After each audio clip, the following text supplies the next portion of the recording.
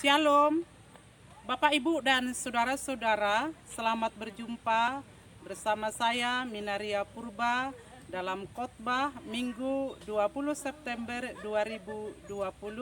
Mari kita berdoa. Bapa di surga yang maha kuasa, saat ini kami mau mendengar sabda kebenaran firman Tuhan. Berfirmanlah Tuhan, urapi hamba-Mu dengan kuasa Roh Kudus-Mu, berkati kami semua yang memperdengar dan mendengarkan firman Allah di dalam nama Tuhan Yesus Kristus. Amin. Firman Tuhan dari Injil Matius pasal 18 ayat 15 sampai ayat 20, demikian firman Tuhan. Apabila saudaramu berbuat dosa, tegurlah dia di bawah 4 mata. Jika ia mendengarkan nasihatmu, engkau telah mendapatkan kembali. Jika ia tidak mendengarkan engkau, bawalah seorang atau 2 orang lagi, supaya atas keterangan 2 atau 3 orang saksi, perkara itu tidak disangsikan. Jika ia tidak mau mendengarkan mereka, sampaikanlah soalnya kepada jemaat.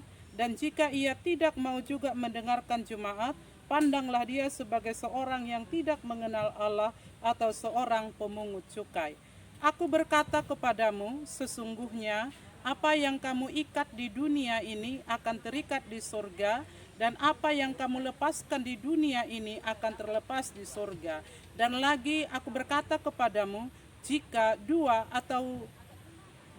dua orang daripadamu di dunia ini sepakat meminta apapun juga, permintaan mereka itu akan dikabulkan oleh Bapakku yang di surga. Sebab di mana 2 atau 3 orang berkumpul dalam namaku, di situ aku ada di tengah-tengah mereka. Sampai demikian, yang menjadi tema bagi kita adalah hidup saling menasehati di dalam Tuhan.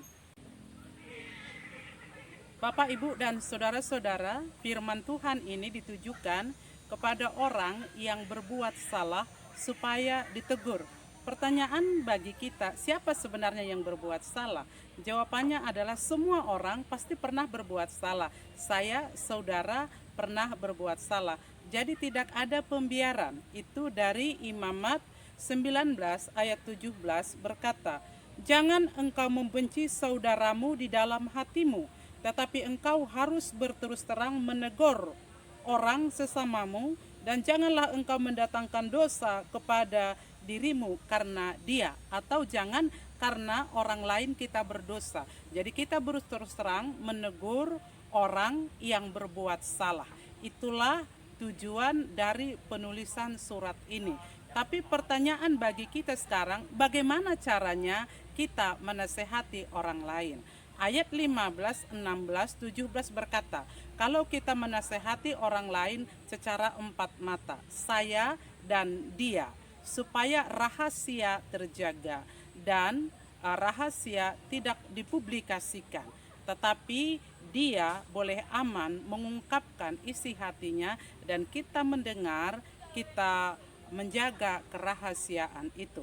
Namun bila 4 mata juga tidak didengar, dilakukan dan diindahkan, katanya bawa 2 orang supaya kesaksian 2 atau 3 orang sah, tidak diragukan lagi, dan melalui 3 orang mungkin bisa didengarkan oleh yang bersalah. Seterusnya, kalau tidak didengar 1 orang, bahkan 3 orang, bawa kepada jemaat, supaya melalui jemaat bisa menyidang, bisa memutuskan. Nah, menurut Gereja Metodis Indonesia atau GMI, ada pastoral counseling, pendeta kepada yang bersangkutan memberikan nasihat, mengingatkan, menegur. Namun bila 1 orang juga secara pastoral counseling tidak didengarkan, bawa 2 orang supaya melalui kesaksian 2 atau 3 orang lebih sah dan tidak diragukan lagi. Namun bila 3 orang juga tidak diindahkan dan tidak ada pertobatan, bawa ke konferensi jemaat. Konferensi jemaat akan membicarakan apakah juga dibawa di dalam konferensi resort. Namun bila di konferensi jemaat juga tidak didengarkan, maka dibawa ke konferensi resort untuk disampaikan, dilaporkan. Di konferensi resort dilaporkan, dibahas apa sebabnya dia bermasalah. Sudahkah dilakukan pastoral counseling? Sudahkah dilakukan penggembalaan? Sudahkah proses dilakukan? Bila proses sudah dilakukan, maka konferensi resort berhak memberikan keputusan digembalakan atau direkonsiliasi. Bapak, Ibu, dan saudara-saudara yang dikasihi oleh Tuhan Yesus Kristus, sebenarnya apa permasalahan jemaat? Yang sering menjadi permasalahan adalah berbulan-bulan, bertahun-tahun tidak hadir ke gereja karena masalah keluarga yang tidak harmonis, selingkuh, ekonomi, anak nakal, atau broken home, PHK, tersinggung daripada pendeta, majelis, atau sesama, tidak hidup oleh firman Tuhan, dan bisa juga mencuri, narkoba, membunuh, mengucapkan yang tidak benar, atau menambah kata.